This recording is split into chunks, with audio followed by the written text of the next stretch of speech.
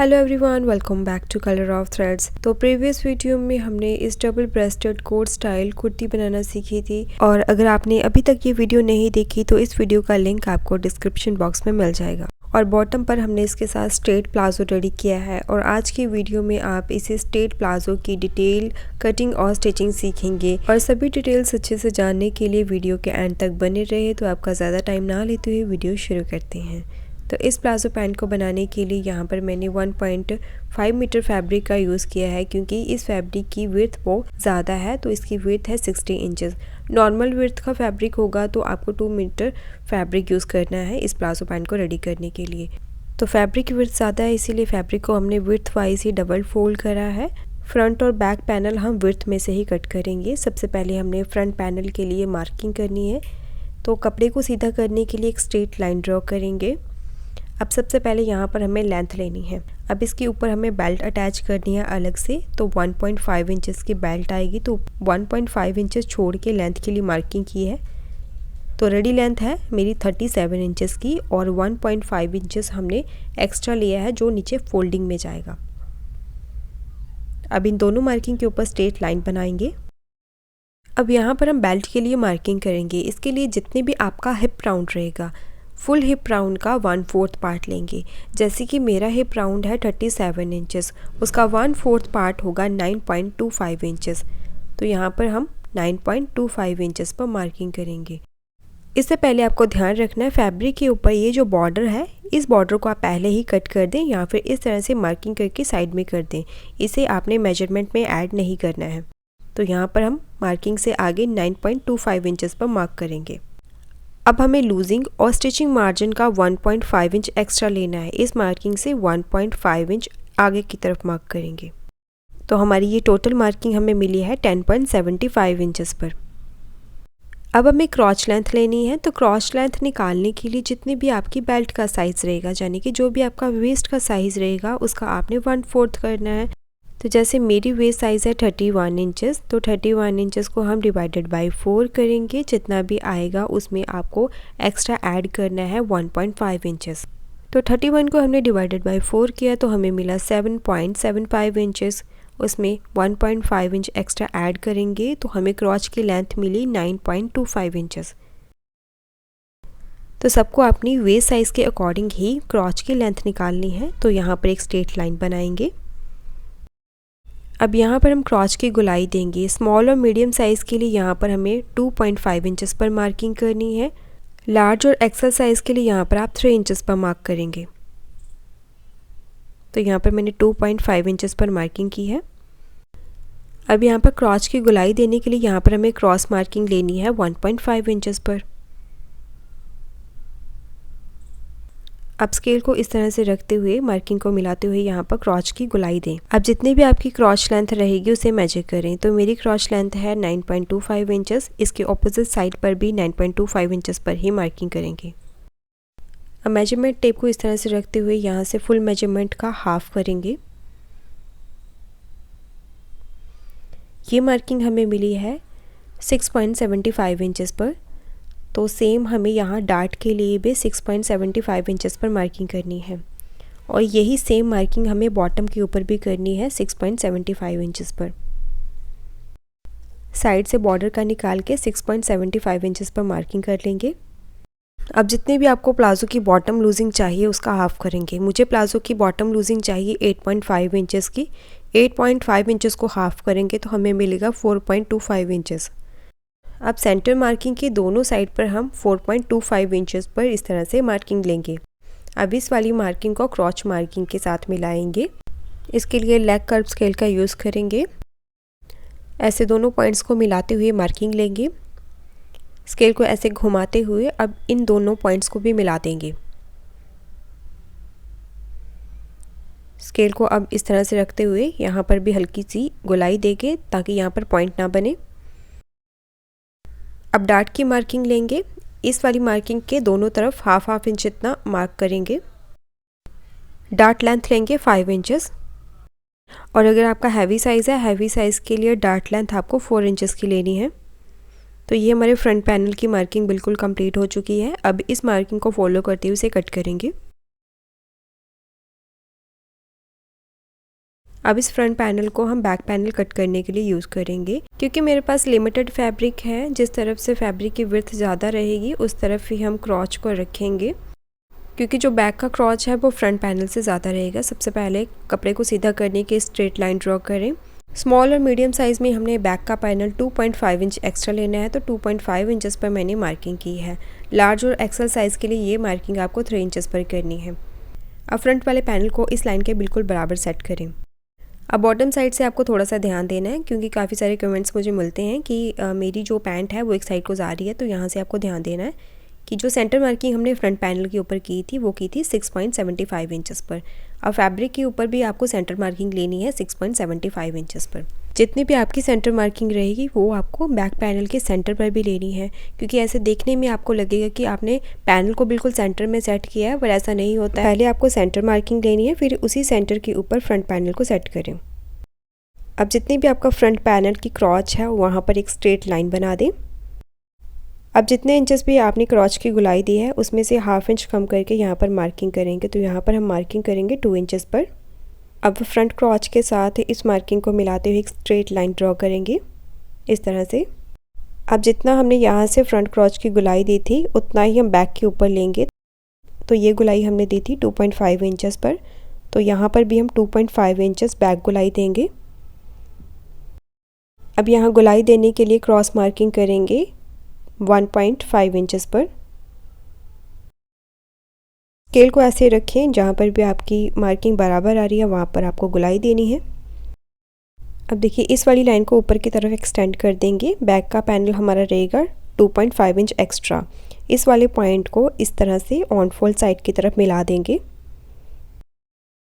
तो back panel की ऊपर की तरफ हमने मार्किंग कंप्लीट कर लिया है। अब बॉटम साइड से हम 1 इंच एक्स्ट्रा लेंगे।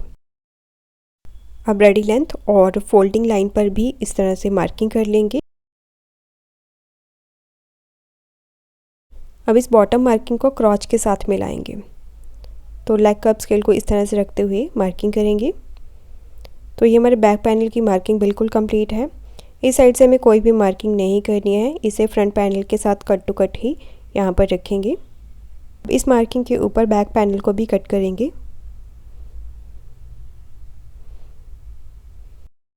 तो ये हमारे प्लाज़ो की कटिंग कंप्लीट हो चुकी है। ये जो साइड से फैब्रिक बचा है इसमें से हम बेल्ट और पॉकेट रेडी करेंगे।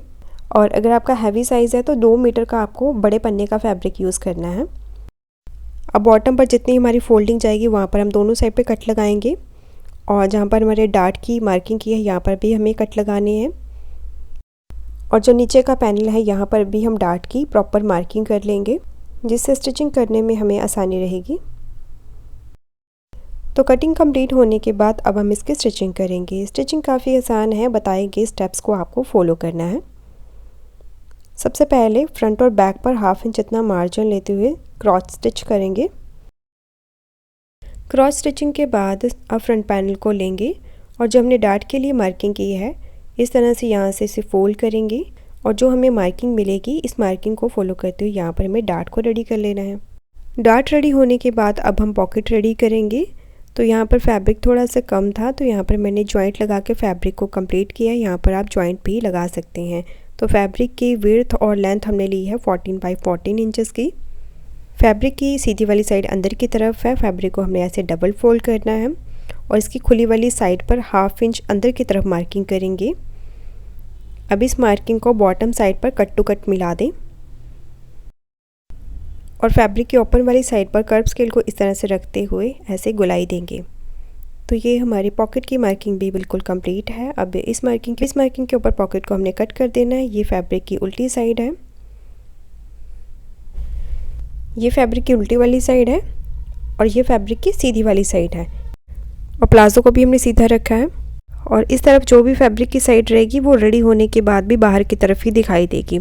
और अगर आप चाहते हो फैब्रिक की जो उल्टी वाली साइड है वह पॉकेट अटैच होने के बाद इस तरह से दिखाई दे, तो उसी हिसाब से आपको फैब्रिक को रखना है।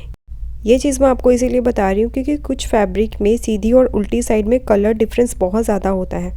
तो मेरी जो फैब्रिक की सीधी साइड है, मैं चाहती हूँ कि पॉकेट रेडी होने के बाद वही पॉकेट हमें बाहर की तरफ दिखाई दे, तो मैंने फैब्रिक को राइट साइड फेस करते हुए रखा है। अब ऊपर से 2 इंच छोड़ के हम मार्क करेंगे। अब पॉकेट की ओपनिंग कितनी रखेंगे? 6.5 इंचेस की। यहाँ से हाफ इंच अंदर की तरफ मार्क करेंगे, यहाँ पर भी हाफ इंच अंदर की तरफ मार्क करते हुए एक सीधी लाइन ड्रॉ कर देंगे। अब जो हमने मार्किंग मिली है कॉर्नर्स के ऊपर मार्किंग के अंदर हमें हाफ इंच इतने कट लगा देने हैं और ये कट हम स्टिच लगाने के बाद भी लगा सकते हैं। अब जो हमें मार्किंग मिली है इसी मार्किंग को फॉलो करते हुए इसके ऊपर स्टिच करेंगे। ये देखिए जो हमने पहले कट लगाए थे यहाँ पर थोड़ा सा और इस कट को बड़ा करेंगे ताकि फोल्डिंग होने के बाद अब पॉकेट की फिनिशिंग अच्छे से आए। और ध्यान रखें कट लगाते हुए सिलाई कटनी नहीं चाहिए। स्टिचिंग के बाद पॉकेट को ऐसे डबल करेंगे और जहाँ तक हमने स्टिच करा है वहाँ से लगभग 1 इंच जितना छोड़ के यहाँ पर हमें हाफ इंच जितना मार्जिन लेते हुए ऐसे राउंड में स्टिच कर देना है। ये जो हमने मार्किंग की है इसी मार्किंग के ऊपर हम स्टिच करेंगे। तो यहाँ पॉकेट पर हमें डबल स्टिच करना है ताकि पॉकेट सिक्योर रहे। स्टिच लगने के बाद पॉकेट को पलट के सीधा करें और इसे अच्छे से आयरन करें। अब आप चाहें तो इसे पलटने के बाद ऊपर से भी स्टिच कर सकते हैं। अब जो हमने कट लगाए थे यहाँ कॉर्नर से पॉकेट को अच्छे से बाहर की तरफ निकालेंगे और इसे भी अच्छे से आयरन करके इस तरह से रेडी करें। अब इस पॉकेट को ऐसे अंदर की तरफ फोल्ड करें। अब यहाँ से लेके यहाँ तक हमें स्टिच करना है।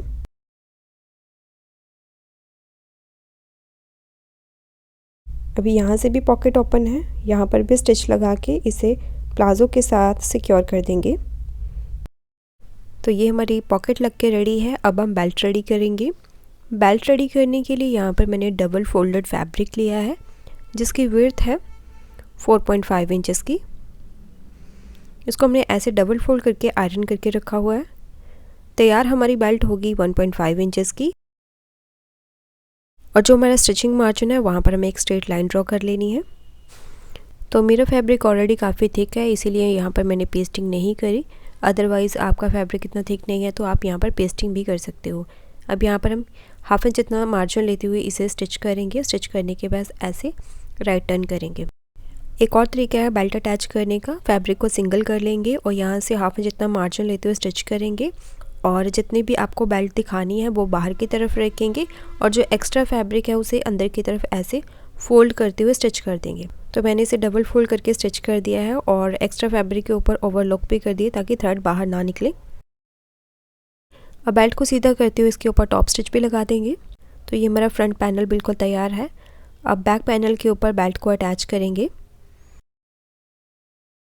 इसके लिए सेम विड्थ में एक और फैब्रिक पट्टी ली है जिसको हम इस तरह से हाफ इंच जितना मार्जिन लेते हुए स्टिच कर देंगे। तो ये देखिए हमने स्टिच कर दिया है।